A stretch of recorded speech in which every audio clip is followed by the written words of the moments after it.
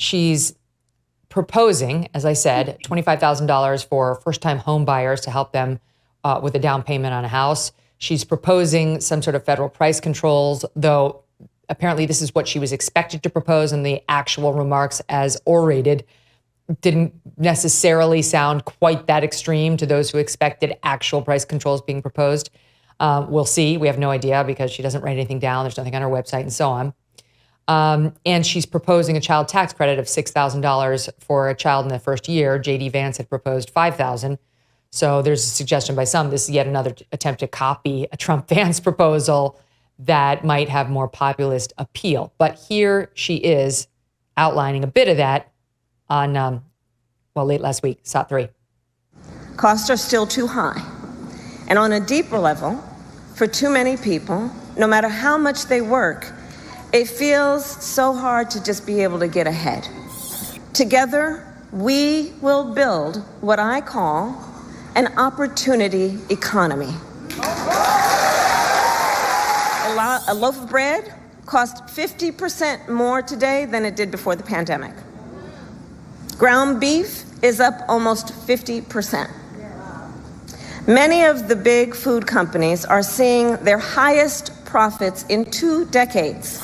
So believe me, as president, I will go after the bad actors.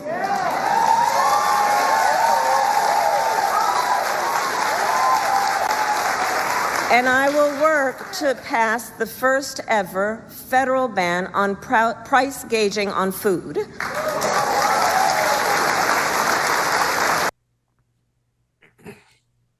Lot of it. I didn't see anything, almost anything, saying this is a good idea. I'll just give you a flavor, but this is a columnist for the Washington Post, Catherine Rampell, she got a lot of blowback. I went to her X feed. My gosh, her side is like, how could you? She's been trying to soften it ever since, but this is how she reacted to it after Harris said it on Friday, Top 5. We've seen this kind of thing tried in lots of other countries before: Venezuela, Argentina, the Soviet Union, et cetera. It leads to shortages. It leads to black markets, plenty of uncertainty. The devil's in the details, I guess, for that bill, but it's really hard for me to imagine any form of legislation that preserves the spirit of what she's proposing that would not be, at best do nothing, at worst cause a lot of harm. Forgive me, that was her before the speech. And one more, guys. David Friedberg, who's more left-leaning, went on the All In podcast. He analyzes markets, including food, agriculture, and reacted as follows. There is nowhere in the agri-food supply chain that we are seeing fundamentally price gouging or profit taking happening. What has happened is the cost of labor, the cost of moving stuff around, the cost of fuel, the cost of electricity, the cost of goods has all risen with inflation because of the increase in the money supply and federal spending and the stimulus associated with the Federal Reserve buying assets onto their balance sheet. This is a mistake. It is a problem. It is anti-American. It is anti-free market. It is anti-innovation. It is anti-productivity. And ultimately, it's anti-liberty. And I cannot stand it. So how do you think that played politically? Because I personally was surprised she got so much blowback. I'll tell you what I thought. I thought that the details were less important than the direction, that everything she was saying was directionally pointed towards the left. Everything was directionally pointed towards causing more inflation. And I think the American people understand that. If you give first-time home buyers $25,000 to buy the house, that immediately will raise the price of that house by $25,000. That's the way subsidies work. And I think the American people are pretty sophisticated about this at this point. They hear wage and price controls. They know what that means. We've tried them here. I mean, that was Nixon's policy as well. So it's not totally foreign. I mean, we've seen it fail here at home as well as in the countries that people talk about, the Soviet Union, Venezuela, places like that. So I think I wasn't surprised that there was this much blowback. I was surprised that she went that far left out of the box. And I thought that, Catherine Rampell, who you quoted there, is a not a right-wing writer at all. And so she did get a lot of blowback from the people that were sort of center left. And that might surprise them. And we'll see, I think, now whether she tries to walk it back a little further because it's unpopular, or whether she doubles down on it because she was not alone. You know, she's out there, but she's not by herself. And here's the other thing: the $25,000 for first-time home buyers. My understanding is she went further than a proposal Biden had, which would have excluded people who had owned a home but are now renting, like my mom. You know, my mom is technically a renter now, but she's owned a home her whole life. But under, I think, Kamala Harris's plan, she'd be treated as a first-time home buyer and she'd get $25,000. Which right now my mom's probably listening to saying, "I'll do it. I'll vote Democrat." My mom is a Democrat. She's a more blue dog Democrat, I'd say. In any event, here's Kevin O'Leary of Shark Tank fame, and real estate is his business. He's been on the show many times, reacting to that piece of it. There are bad ideas, bad ideas, and really bad ideas, and that falls into this category. When you give $25,000 to anybody in a constrained market, you cause inflation. So if there's 3 houses for sale on the street and everybody bidding on it gets another $25,000, all of that attributes to the seller, and you cause the price of the house to go up because there's no supply. Everybody knows in real estate, that's what I do for a living, that it's not controlled by a federal mandate. Housing is state by state. She can do nothing to solve that problem. You know, Carl, that makes sense, right? Like everybody gets $25,000, and what happens? The price of homes goes up, just like the college tuition, right? It's like if the government starts increasing the amount we can borrow from the government, guess what happens? Tuition goes up. Well, you've noticed that she did not, when she talks about price gouging, this general thing like it's the food growers, the grocery industry, by the way, their profit margin is between 1 and 1.2% year after year. She didn't go after colleges at these elite universities. Their inflation's gone up, 200 or 300% in the last generation. You notice she didn't mention them. But I think there's something other than the economic illiteracy about this that didn't help her, that didn't help the Democrats, and it's this. They've been trying out these different themes in this, vibe, meme-based candidacy, and one of them is we're the Freedom Party. Well, the Freedom Party then doesn't do, like Soviet style, well, maybe that's too harsh, but it doesn't do command and control economy thing. It was at odds with what they've been saying. And I think discerning voters, and that's the kind of people they ought to be thinking about right now, is discerning voters in swing states, think, okay, if maybe it's just all, maybe it's just all spin. Maybe it's just all pandering. Maybe none of it's sincere. I think it also undercut their message in a kind of basic way, I thought.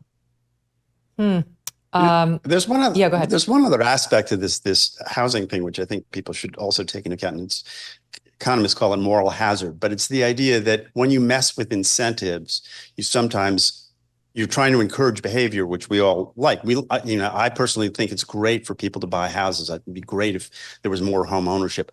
But if you sell houses to people who aren't qualified by sort of market levels to buy those houses and pay those mortgages, they end up foreclosing on the house. And this has happened before in American history. We tried it, the SNL crisis, if people remember it. You cannot artificially create a market you can't artificially mess with the market without expecting some sort of blowback. And it's not a good, the market discipline is an important thing. If you can't afford a house, you shouldn't be buying a house. You should wait until you can afford a house. Right, exactly. So I think that's another aspect of this that people are aware of, that this isn't the Wizard of Oz. You can't just wave your magic wand and create, a different type of housing market. It doesn't work that way. The economy will always sort of adjust, and bad decisions get punished, and we're encouraging bad decisions.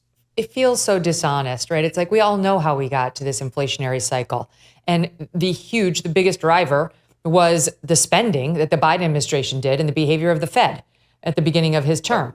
And instead of just acknowledging that and saying, we're going to steady it, it's starting to steady, she just says, look at the bad, evil corporations. They're terrible. They're the ones who did it. Even though, as you point out correctly, Carl, the margin of, profit for these grocers is, like 1%. These are not price gougers, unlike the colleges. They are not price gougers.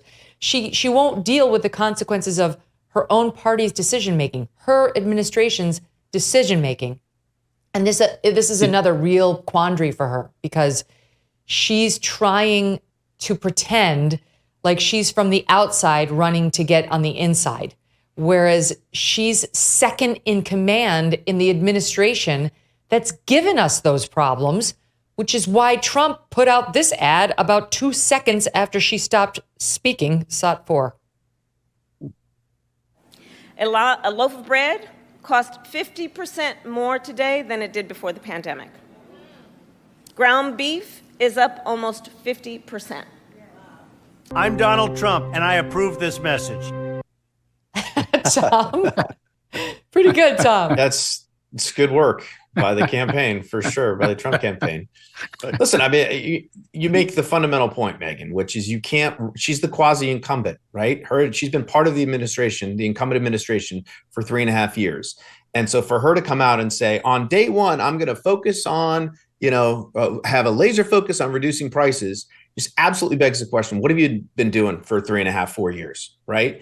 And for her to try and say, well, we're never going back.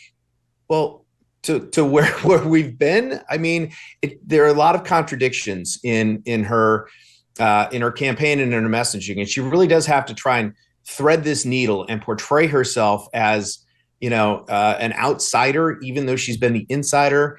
And the other thing too is that, unlike in the past, look, Donald Trump is a known quantity, and we don't have to speculate about what he will do or what an economy under him might look like. We've seen it. And, the polling shows that most people look back on that time pretty favorably. In these crazy times, there is peace of mind and security for our country, for our leaders, and for our families. But think about this. Are you really financially secure if all of your eggs are in one financial basket? Gold and silver can be an excellent way to diversify your savings as a hedge against inflation. They're a physical asset that is in high demand globally. And through Birch Gold Group, you can own physical gold and silver in a tax-sheltered retirement account. Yes, you can diversify an old IRA or 401k for no money out of pocket into an IRA in gold and silver. Text MK to 989898 and receive a free no-obligation info kit and learn the role precious metals could play in your overall savings strategy. Again, text MK to 989898. Birch Gold has an A+ rating with the Better Business Bureau and thousands of happy customers. Text MK to 989898. Message and data rates may apply. Thanks so much for watching. If you like what you just saw, hit the subscribe button for more clips and full episodes.